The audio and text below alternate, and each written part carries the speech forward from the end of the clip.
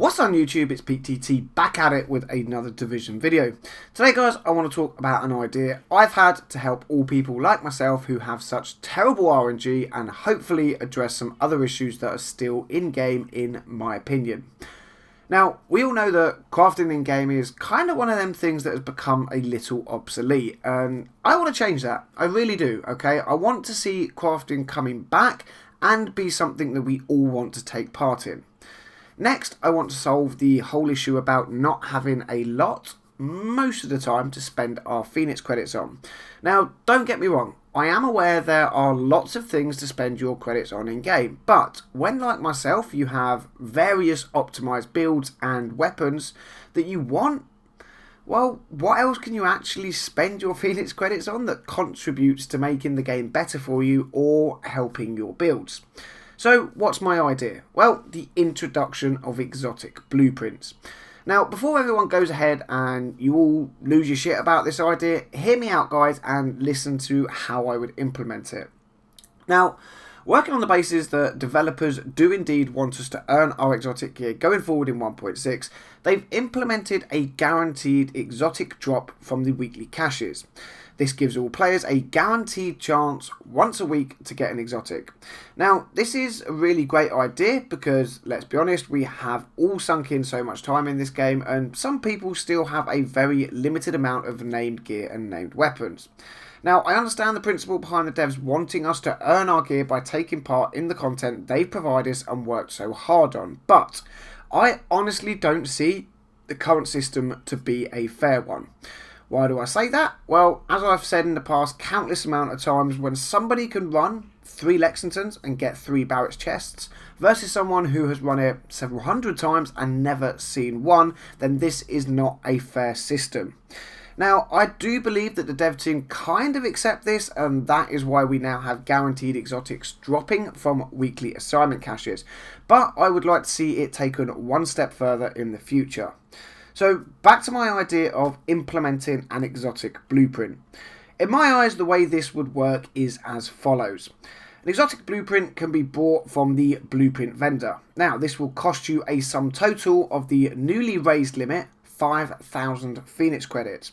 That way the devs can be assured that you are playing the game, and let's be honest, right, to acquire 5,000 credits isn't a quick 10-minute job.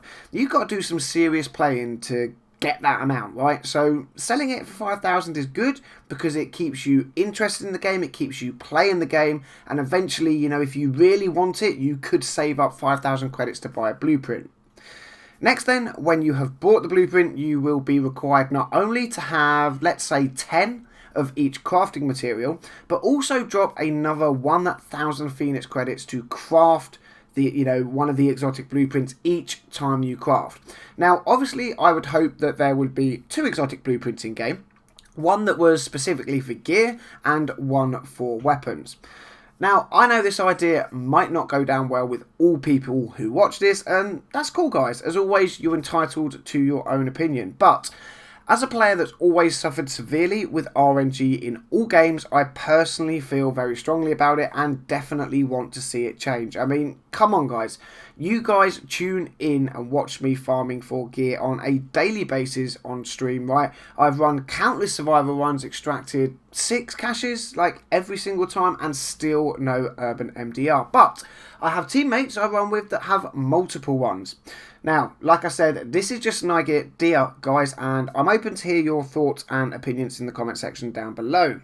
I've already thought up, several other ways of solving the whole RNG issue too, including the idea allowing all items to be tradable with teammates, i.e. your survival cache drop, so that if my teammate of mine I'm playing with actually opens up their survival cache and they get an MDR for the 3rd or 4th time, they can actually drop it for me rather than going ahead and dismantling it or selling it.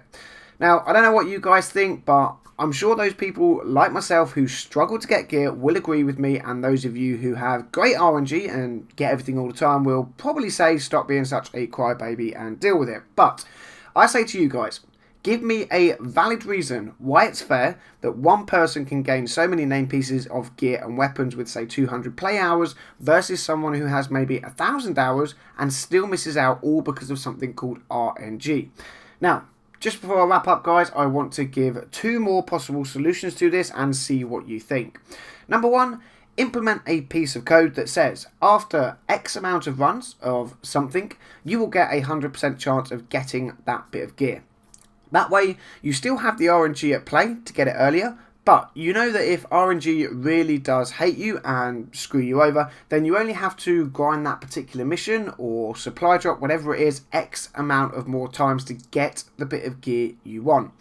Obviously, RNG would still play a part on how good the drop gear was, but at least you could say you've got that piece of gear and you could be happy to have it in some form or another, okay? Now, I'm not saying like after 10 runs you should get it, but you know, if there was something set in stone where if you run in Lexington 100 times or 200 times and RNG hadn't been nice enough to drop you a chest piece, then it would give you one as a guaranteed piece. And I think those kind of numbers would be good to be made public, you know, on a state of the game or something, where they actually said, right guys, you know, RNG and this and that is changing. From now on, if you do Lexington 200 times and haven't had a Barrett's chest piece drop, you will get one guaranteed on your 200th run. The same with survival, the same with, I don't know, Dark Zone supply drops for the Tommy gun and things like that.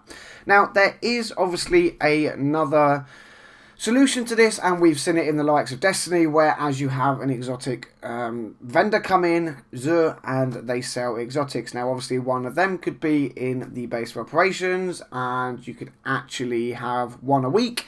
You know, that way it's all down to luck, and the vendor might have what you want one week, it might not, it might be a good roll, it might be a bad roll, but, you know, again, 5,000 Phoenix credits or 2,000 or 3,000 to buy it. It's a random, I want to say engram because I play Destiny so much, right? But you would have the vendor sell an exotic piece of gear or a weapon, but you won't actually know what you've got until you buy it, and it would, you know, drop into your backpack, and you go to your backpack and go, boom, okay, I've got this or I got that for it.